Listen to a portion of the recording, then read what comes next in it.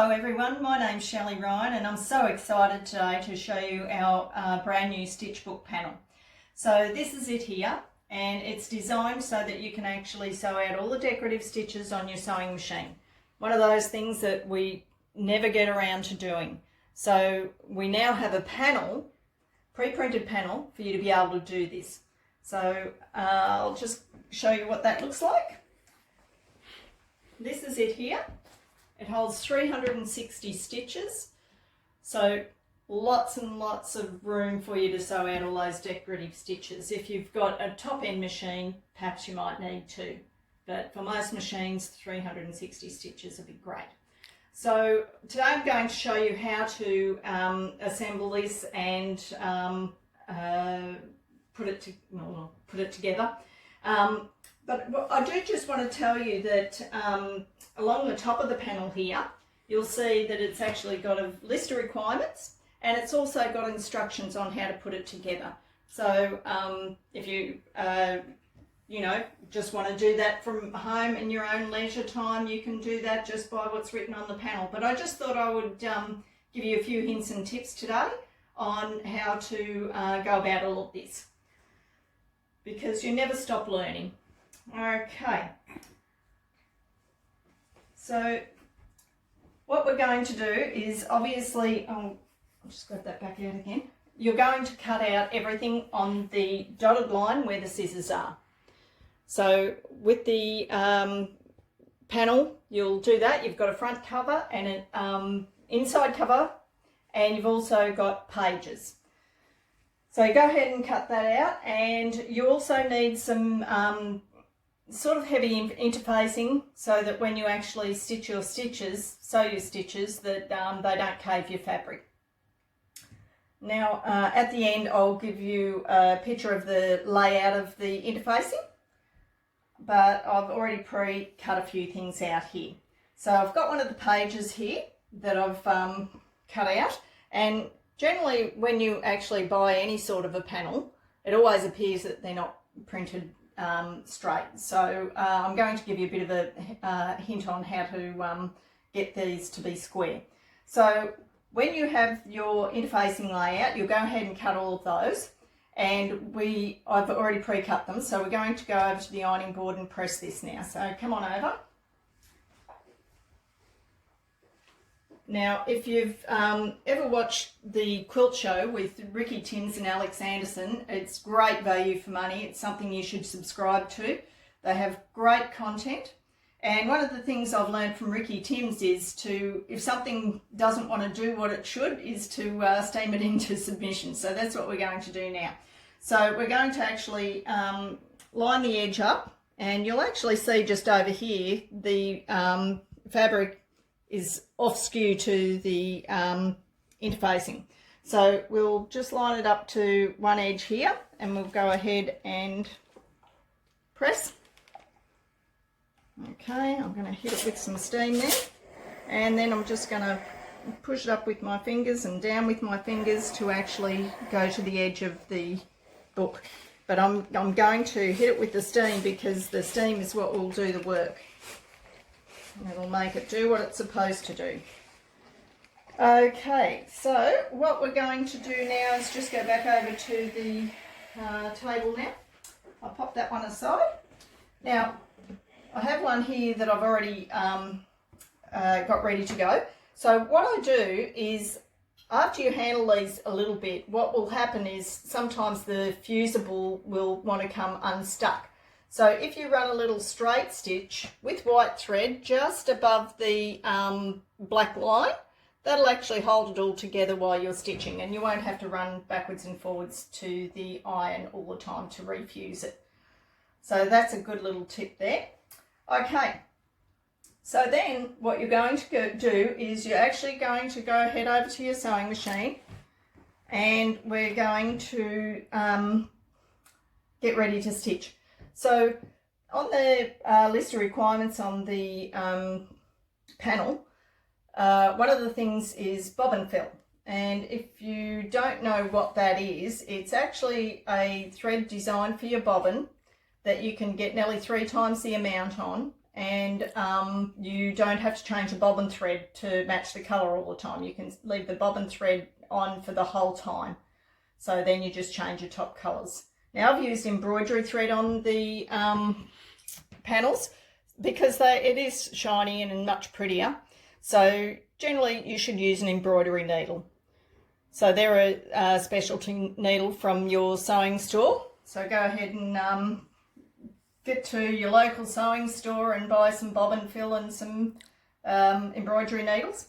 Okay, so once we've done that, what we need to do is write your stitches, the stitch numbers above in the little box. Now I found that it's easier to do that and then sew the stitch because it's a double check. Originally I actually would do the stitch and then write the stitch number above, but sometimes I would change the stitch number on my panel and write the wrong number above, so we don't want that. Now I've used a Pigma pen to do that, so your local sewing store should have a Pigma pen as well. So what they are is they generally don't bleed and they're permanent pen. And they've got a fine tip because, you know, some of the stitches, like they've got 4 numbers in it, those stitches. So, okay, so once we've gone ahead and done all of that, we need to go ahead and press it. Now, come on over to the iron. Now this is a pressing cloth. So I'm not sure if a lot of you have seen these pressing cloths, but they're a great product. So they're designed for when you actually want to stitch something with embroidery on it. If you put it face down, it will actually embed the stitch into the loft rather than squash it. So it actually keeps it nice and raised and looks very professional. So great product. They're great for machine embroidery too when you're actually doing some machine embroidery that you don't want to squash the stitching on either. And it actually presses out the puckers around the machine embroidery. Okay, so now what we're going to do is we are actually going to go ahead and assemble the pages. Now, with the magic of the time lapse, I've got another one sewn out here.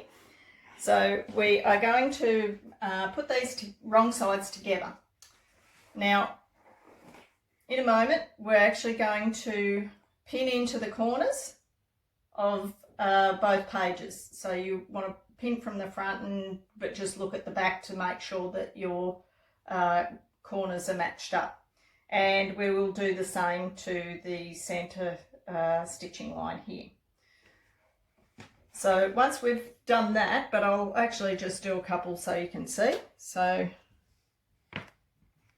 into there like that, and then pin. And I'm using these great big pearl headed pins because anytime you've got something that's a little bit stiff, they won't bend like your normal pins.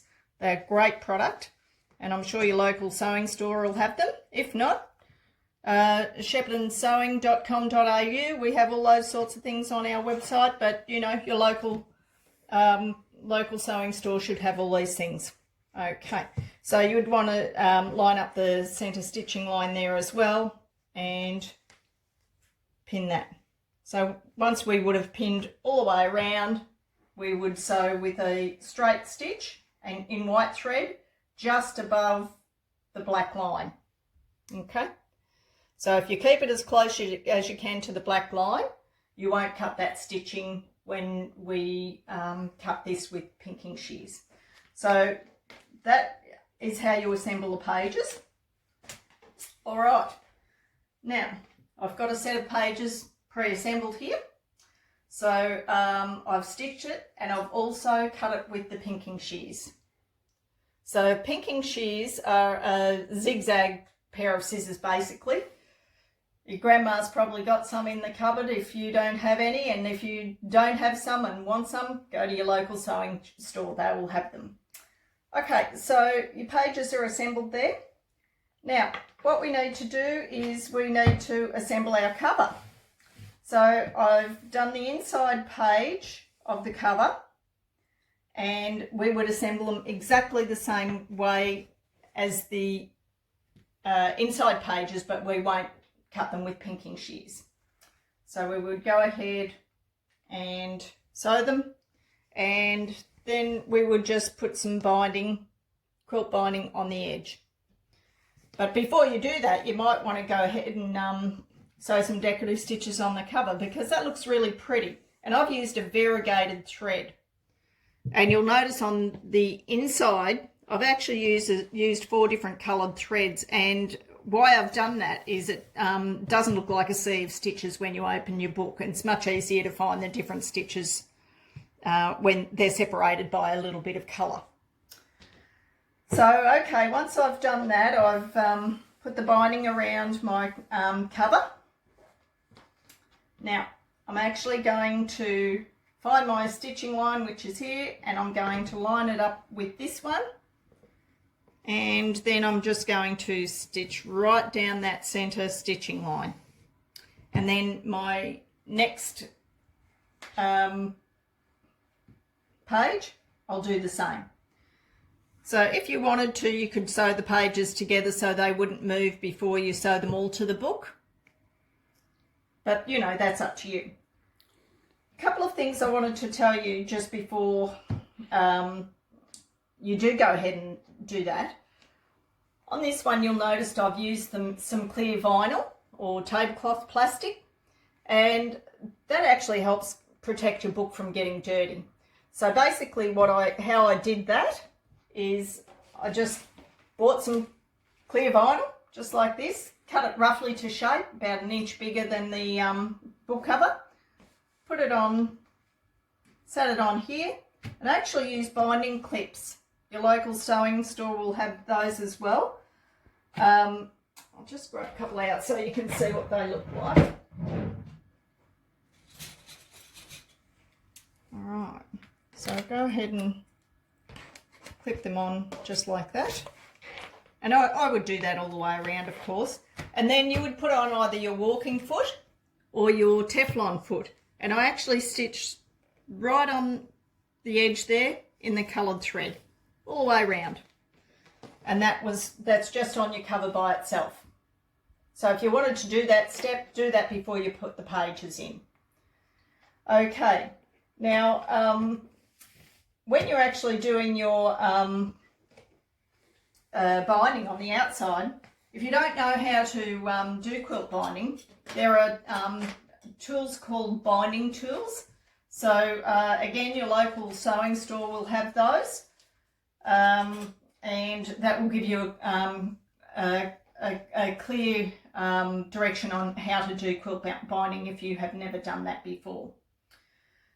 So these stitch book panels also come in a kit.